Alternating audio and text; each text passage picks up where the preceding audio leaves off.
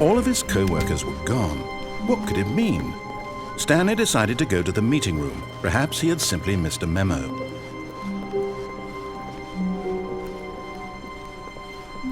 When Stanley came to a set of 2 open doors, he entered the door on his left.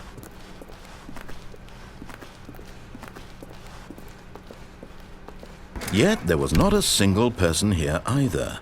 Feeling a wave of disbelief, Stanley decided to go up to his boss's office. Hoping he might coming to a staircase, Stanley walked upstairs to his boss's office.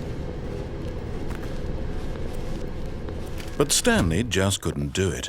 He considered the possibility of facing his boss. Admitting he had left his post during work hours, he might be fired for that. And in such a competitive economy, why had he taken that risk?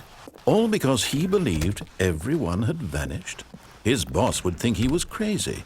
And then something occurred to Stanley. Maybe, he thought to himself, maybe I am crazy.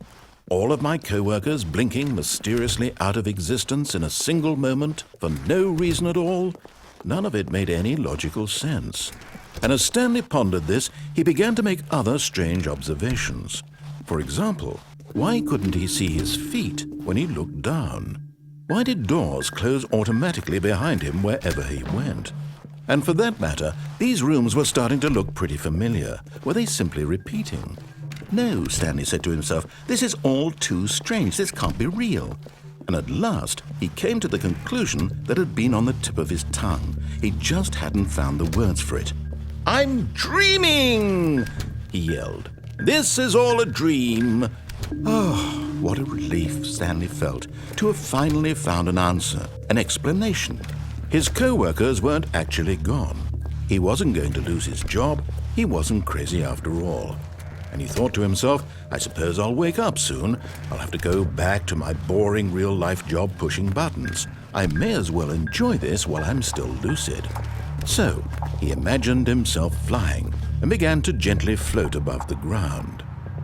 Then he imagined himself soaring through space on a magical starfield, and it too appeared. It was so much fun, and Stanley marveled that he had still not woken up. How was he remaining so lucid? And then perhaps the strangest question of them all entered Stanley's head. One he was amazed he hadn't asked himself sooner. Why is there a voice in my head dictating everything that I'm doing and thinking? Now the voice was describing itself being considered by Stanley, who found it particularly strange. I'm dreaming about a voice describing me, thinking about how it's describing my thoughts, he thought. And while he thought it all very odd and wondered if this voice spoke to all people in their dreams, the truth was that, of course, this was not a dream. How could it be? Was Stanley simply deceiving himself, believing that if he's asleep, he doesn't have to take responsibility for himself? Stanley is as awake right now as he's ever been in his life. Now, hearing the voice speak these words was quite a shock to Stanley. After all, he knew for certain, beyond a doubt, that this was in fact a dream. Did the voice not see him float and make the magical stars just a moment ago? How else would the voice explain all that? This voice was a part of himself too. Surely, if he could just... He would prove it. He would prove that he was in control, that this was a dream. So he closed his eyes gently, and he invited himself to wake up. He felt the cool weight of the blanket on his skin, the press of the mattress on his back, the fresh air of a world outside this one. Let me wake up, he thought to himself. I'm through with this dream. I wish it to be over. Let me go back to my job. Let me continue pushing the buttons. Please, it's all I want. I want my apartment and my wife and my job. All I want is my life exactly the way it's always been. My life is normal. I am normal. Everything will be fine. I am okay.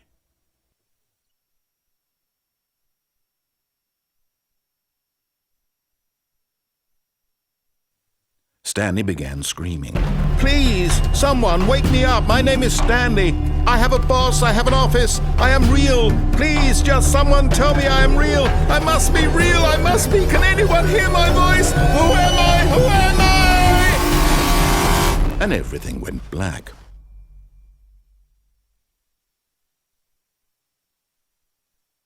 This is the story of a woman named Mariella.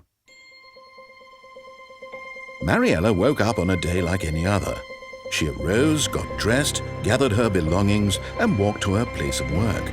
But on this particular day, her walk was interrupted by the body of a man who had stumbled through town talking and screaming to himself, and then collapsed dead on the sidewalk.